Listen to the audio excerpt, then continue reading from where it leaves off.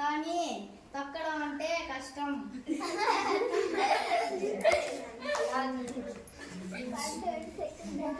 దింపేశాడు. దాంట్లో పాము ఉండింది. చూసి అది ముక్కపోయాడు.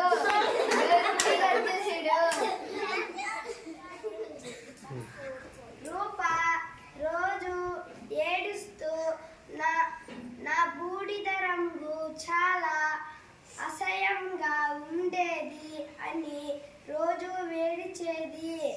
ఒకరోజు గోధుమ రంగు పక్షి రూప ఏనుగు కాడకు వచ్చింది. నువ్వు ఎంతో అందంగా ఉన్నావు అని అడిగింది. నేను బాగా నచ్చలేదు అని చెప్పింది.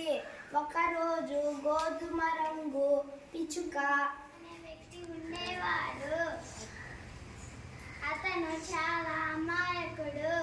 ఒకరోజు అనుకోకుండా అతనికి 10 లక్షల లాటరీ వచ్చింది. అతనికి వచ్చిన విషయం కొంతమంది మోసగాళ్లకు తెలిసింది. ఒకరోజు దారి వెంట సిద్ధయ్య కాపలాగా 4 కుక్కలను తీసుకువెళ్తున్నాడు. మార్గ మధ్యంలో మోసగాళ్ళు ఉసిరికాయ అంత ఊరుంది. ఆ ఊరిలో మునక్కాయ అంత ముసలమ్మ ఉంది. ఆమెకు ఒకరోజు దారి వెంట నడుచుకుంటూ వెళుతుంటే బంగాళదుంపంత బంగారం కనిపించింది. ఆ బంగాళదుంపంత బంగారంని ఆమె ఇంటికి తీసుకుపోయి బీరకాయ అంత బీరువాలో పెట్టి తాటికాయ అంత తాళం వేసింది. అప్పుడు అది తాటికాయ అంత తాళం వేసేటప్పుడు చూసి దొండకాయ అంత దొంగ చూసి తాటికాయ అంత తాళంని పగలగొట్టి బీరకాయలో ఆ దొంగనేసాడు. అప్పుడు తాటికాయ అంత తాళం వేసాడు.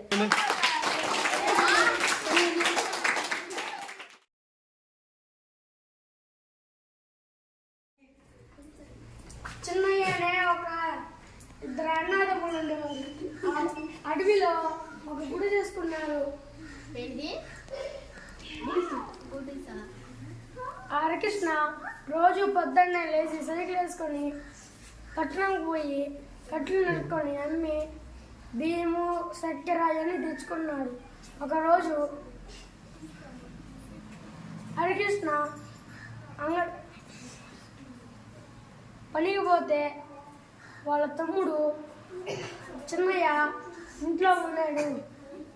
అప్పుడు ఒకరోజు గుగ్గుళ్ళు తెచ్చాడు. ఆ గుగ్గుళ్ళు ఉడకబెట్టాడు. హరికృష్ణ పనికి పోయాడు. చిన్నయ్య గుగ్గుళ్ళు ఉడకబెడుతుంటే ఎలుగుబంటి వచ్చి హరికృష్ణ ఏమన్నావు అన్నాడు. చిన్నయ్య మన లేడు అన్నాడు. సరే కానీ గుగ్గుళ్ళు వాసన వస్తున్నాయి, నా ముందు గుగ్గులు పెట్టి నా పిత్తిగీరు అన్నాడు.